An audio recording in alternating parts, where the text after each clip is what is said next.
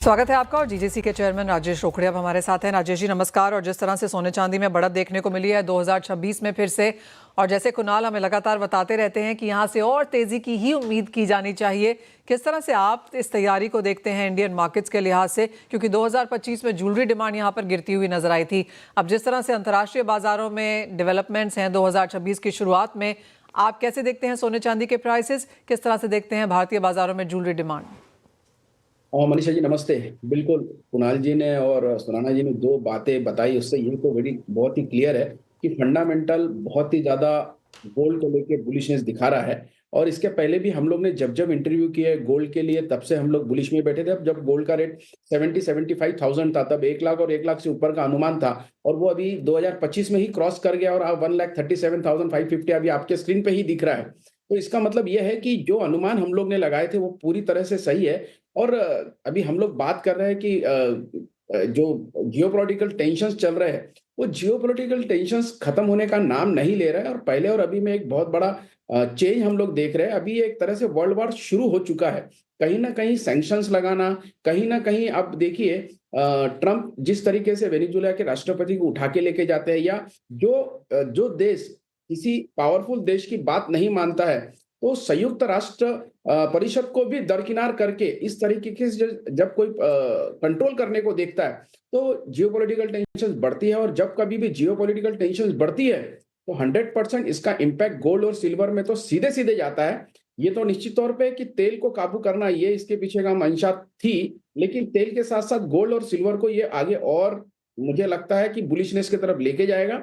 और अभी आपने आज ही मैं ट्रम्प का एक स्टेटमेंट में देख रहा था, वो भी ग्रीनलैंड की तरफ भी उन्होंने अपना नजर गाड़नी शुरू कर दी, क्योंकि कहीं ना कहीं चाइना और रशिया की शिप्स वहां पे है, उस वजह से उन्हें अनसिक्योरिटी लग रही है। तो सिक्योरिटी ये वर्ड के तहत कोई भी अगर किसी दूसरे देश के ऊपर इस तरह के सैंक्शन या इस तरह से अटैक करके उनके राष्ट्रपति को लेके जाना, ये बहुत ही ज्यादा चिंता का विषय। और जब कभी भी चिंता आती है तो गोल्ड और सिल्वर 100% बढ़ेंगे। और रही बात 2026 में, तो 2026 में मुझे अभी भी लगता है कि गोल्ड, हमने तो $5,000 का इंटरनेशनल मार्केट में प्रिडिक्शन किया था, लेकिन अब 5,000 भी बहुत छोटा फिगर लगता है। अगर $6,000 भी क्रॉस कर लेता है 2026 में, तो कोई बड़ी बात नहीं होगी। All right. और उसका इम्पैक्ट इंडियन मार्केट्स में फिर आप क्या देखेंगे? क्योंकि अब ये इतना महंगा होता जा रहा है कि ज्वेलरी का रिएक्शन कैसा रहेगा? देखिए मनीषा जी, जब कभी भी गोल्ड के रेट अचानक बढ़ते हैं तो थोड़ा फिजिकल मार्केट में थोड़ा सा ठहराव आ जाता है। बट एक 2 महीना 3 महीना जब स्टेबिलिटी आ जाती है, लोगों को समझ में आ जाता है कि ये गोल्ड ने अभी ये स्टेबिलिटी कर ली है, अब गोल्ड इससे नीचे जाएगा नहीं। या थोड़ा सा कस्टमर्स क्या होता है, जब कभी भी कोई बुल रन होता है तो एक करेक्शन या एक ऐसा करेक्शन जिसमें उन्हें वो एंटर करने का मौका मिले, उसको एक ढूंढते रहते हैं। तो यही चीजें जिस तरीके से ट्रेडर्स ढूंढता है, वैसे ही पब्लिक भी ढूंढती है। तो जब कभी भी सोने के भाव थोड़े से भी नीचे आते हैं ना, तो एक प्रकार से लोग रुक जाते हैं, बोलते हैं कि नहीं नहीं अभी और नीचे आएगा। लेकिन तेजी में नॉर्मली लोगों को ये मानसिकता बन जाती है कि सोने के भाव और बढ़ने वाले हैं। हाँ, निश्चित तौर पे कहीं ना कहीं थोड़ा सा इम्पेक्ट आता है। अगर मैं इंपोर्ट के फिगर्स पे भी जाता हूं, तो 812 टन के अगेंस्ट में इस बार 700 टन के आसपास गोल्ड इंपोर्ट हुआ है। अगर पिछले साल से मैं देखता हूं तो 100 टन का इफेक्ट आया है, लेकिन ये वॉल्यूम वाइज आया है। वैल्यू वाइज देखते हैं तो करीब करीब 40-50% बढ़ चुका है।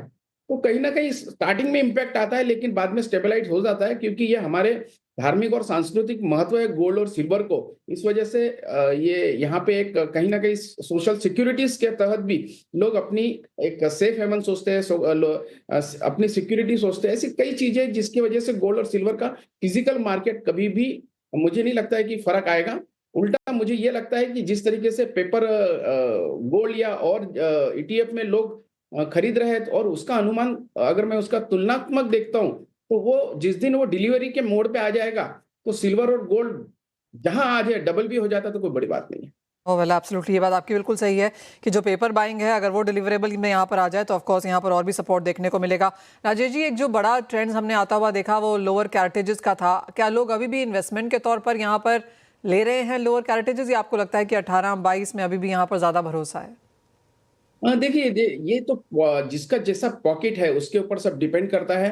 हमने ये लोग भी, ऐसे भी लोग देखे जिनका बजट पहले अगर 100 ग्राम का था, उन्होंने 150 ग्राम बजट इसमें बढ़ा दिया है खरीदारी करने में, क्योंकि उनको ऐसा लगता है कि हमारी शादियों में जो फिजूल खर्ची जो खर्ची होती थी, उसको उन्होंने कंट्रोल किया, उस फंड को उन्होंने गोल्ड मार्केट में लाया। और कुछ लोग हमने ऐसे भी देखे हैं जिनका बजट नहीं बैठ रहा है तो उन्होंने लोअर कैरेटेज में गए हैं। जैसे आपको पता है ब्यूरो ऑफ इंडियन स्टैंडर्ड की तरफ से 9 कैरेट को भी इंट्रोड्यूस किया गया था। वो इसीलिए किया गया था कि कम से कम वैल्यू में लोग खरीद सके। हाँ, एक चीज हम लोग देखते आ रहे हैं कि पहले वेडिंग्स जो ज्वेलरी थी वो केवल 22, 23 और 24 कैरेट की ज्वेलरी ज्यादातर लोग पसंद करते थे। लेकिन अभी धीरे धीरे 18 कैरेट की वेडिंग ज्वेलरी भी ट्रेंड में है, और इस वजह से वो पॉकेट फ्रेंडली भी बनते जा रही है। और लोग इस क्योंकि वो डेली यूज नहीं होती, इस वजह से थोड़ा सा इसका जो चेंज है वो हम लोग देखते आ रहे हैं। Point taken. राजेश जी बहुत शुक्रिया साथ जुड़ने के लिए। तो क्लियरली $5,000-6,000 प्रति टन भी पर आउंस भी यहाँ पर सोना जा सकता है जिस तरह के जियोपॉलिटिक्स हैं। और जैसे उन्होंने कहा कि जो इन्वेस्टमेंट बाइंग है अगर वो डिलीवरेबल्स पे आए तो और तेजी देखने को मिल पाएगी। और जहाँ तक Indian physical buyer jewellery buyer की बात है वो ऑफकोर्स यहाँ पर कई सारे कैटेगरीज की ऑप्शंस हैं उसमें से चूज करता है।